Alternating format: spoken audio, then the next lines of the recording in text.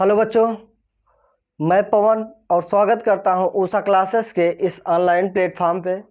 बच्चों, आज हम कवर करेंगे क्लास 12th की फिजिक्स, जिसमें हम चैप्टर फर्स्ट को कवर कर रहे हैं। और आज का जो हमारा टॉपिक है बहुत ही मोस्ट इम्पॉर्टेंट टॉपिक है, कूलाम का नियम, जो कि बहुत पॉपुलर टॉपिक है, जिसे देखने के लिए आप साइलेंटली बैठ जाइए, कॉपी पेन ले लीजिएगा और बहुत ही अच्छे से समझने की कोशिश करिएगा। बहुत ही सरल टॉपिक और बहुत ही पॉपुलर टॉपिक है। तो आइए देखते हैं कि कूलाम का नियम क्या है।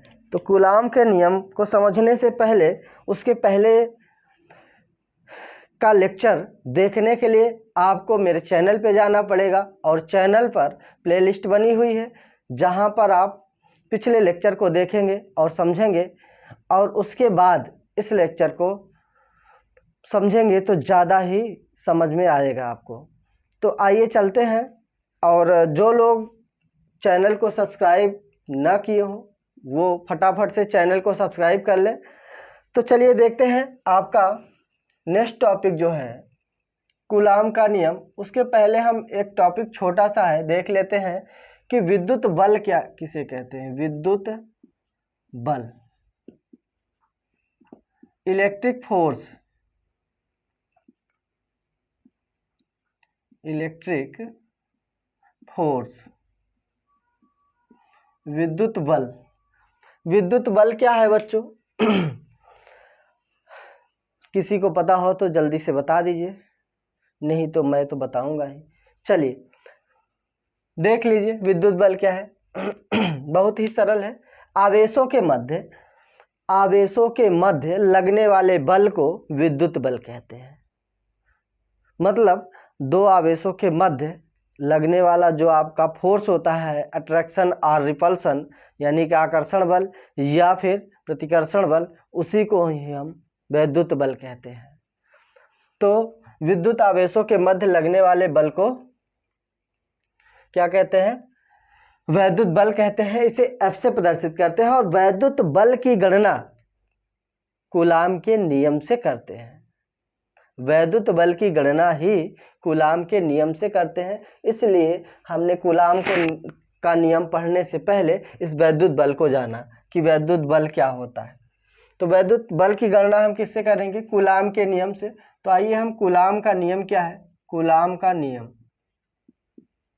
कूलाम का नियम, इसको बोलते हैं कूलाम्स लॉ।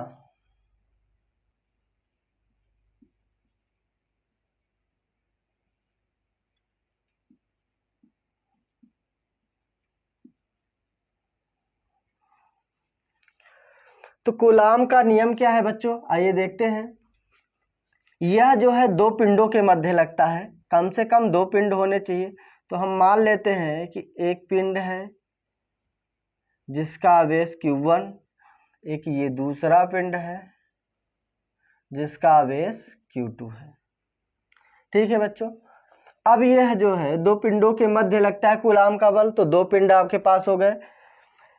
तो आप इसको डिफाइन कैसे करेंगे? आइए समझते हैं कि यह जो है, आपको पता है कि आप स्थिर वैद्युत की पढ़ रहे हैं, इलेक्ट्रोस्टैटिक पढ़ रहे हैं, तो जिसमें आपका विद्युत जो है यानी जो आवेश है वह क्या होगा? रुका हुआ होगा।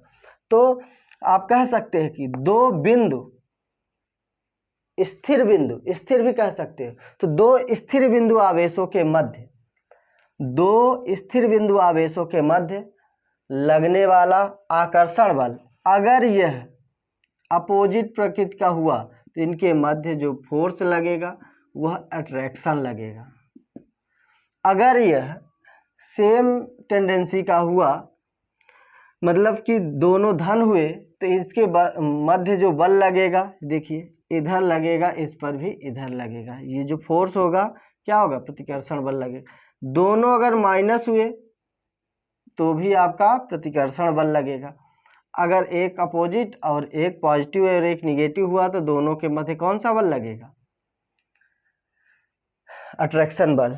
तो चाहे तो आप देख सकते हैं, इसको इस तरीके से भी समझ सकते हैं। ये Q1 जो है, अगर इस पर समान प्रकार के आवेश हों, समान प्रकार के आवेश हों, ये Q2, तो इस पर प्रतिकर्षण बल लगेगा, इस ओर बल लगेगा। ठीक है। अगर यही समान प्रकार के निगेटिव आवेश होंगे Q1 Q2, तब भी आपके इस पर कौन सा बल लगेगा? प्रतिकर्षण बल ही लगेगा। ठीक है बच्चों, तो मेरे ख्याल से समझ गए होंगे। आइए किसी एक फिगर को ही लेके समझते हैं, ज़्यादा फिगर जो है जो बनाया है वो केवल समझाने के लिए था, तो इसको हम रिमूव करते हैं। चलिए, तो ये तो था बच्चों आपका दो बिंदु आवेश, तो हम कहेंगे दो स्थिर बिंदु आवेशों के मध्य लगने वाला जो बल है आपका वह, और यह अगर कुछ दूरी पर स्थित हो, मान लेते हैं कि स्मॉल r दूरी पर स्थित है, ये आवेश जो है स्मॉल r दूरी पर स्थित है, तो इसको जब डिफाइन करेंगे तो कहेंगे कि दो स्थिर बिंदु आवेशों के मध्य लगने वाला आकर्षण बल इन आवेशों के गुणनफल के अनुक्रमानुपाती यानी समानुपाती होता है तथा इनके बीच की दूरी के वर्ग के व्युत्क्रमानुपाती 1/, होता है क्या? ये फोर्स। तो यहाँ से इन दोनों को from equation first and second, from equation first and second, मतलब समीकरण 1 और 2 से, समीकरण 1 और 2 से देखिए क्या निकलेगा? F is directly proportional to Q1 Q2 upon R square. F is directly proportional to Q1 Q2 upon R square. अगर हम यहाँ से प्रोपोर्शनलिटी हटाएंगे तो बराबर और नियतांक आता है, जिसे हम स्मॉल k लिख देंगे, तो Q1 Q2 upon R square. ये एक आपको फार्मूला प्राप्त हो जाएगा जो कि क्या है? वैद्युत बल का फार्मूला। किसका फार्मूला है? वैद्युत बल का। इसे ही हम वैद्युत बल का फार्मूला कहते हैं, यानी कूलाम का नियम कहते हैं। यही क्या है? कूलाम का नियम है। यही कूलाम का नियम है, जहाँ पर जो F है, यानी कि जो आपका F बराबर प्राप्त हुआ है, F इक्वल टू के Q1 Q2 upon R square. इसमें बच्चों के क्या है? के जो है यह एक कांस्टेंट है, कांस्टेंट वैल्यू है। के क्या है? कांस्टेंट, नियतांक बोलते हैं जिसको।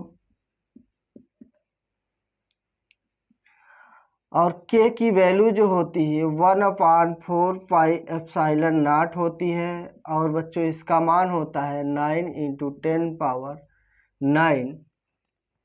× 10⁹ newton into metre square upon coulomb square. तो ये तो था बच्चों किसके बारे में? कूलाम के नियम के बारे में, जहाँ पर आपने देखा कि यह एक कांस्टेंट वैल्यू के था और इसका मान 9 × 10⁹ न्यूटन इंटू मीटर स्क्वायर होता है। अब जो है बच्चों आप जो है नेक्स्ट टॉपिक में देखेंगे, और ये बल है तो इसका मात्रक तो न्यूटन ही होगा, ये तो आपको पता है। तो अब नेक्स्ट टॉपिक में आप पढ़ेंगे कि एप्सिलॉन नॉट क्या है, जहाँ पे एप्सिलॉन नॉट क्या है, एप्सिलॉन नॉट क्या है। तो ये तो था बच्चों कूलाम का नियम। और नेक्स्ट टॉपिक को पढ़ने के लिए अब मिलते हैं नेक्स्ट सेशन में। तब तक के लिए आप इसको रिवीजन करिए, पिछले वीडियो को देखिए और नोट्स बनाते रहिए। मिलते हैं नेक्स्ट डे नेक्स्ट सेशन में।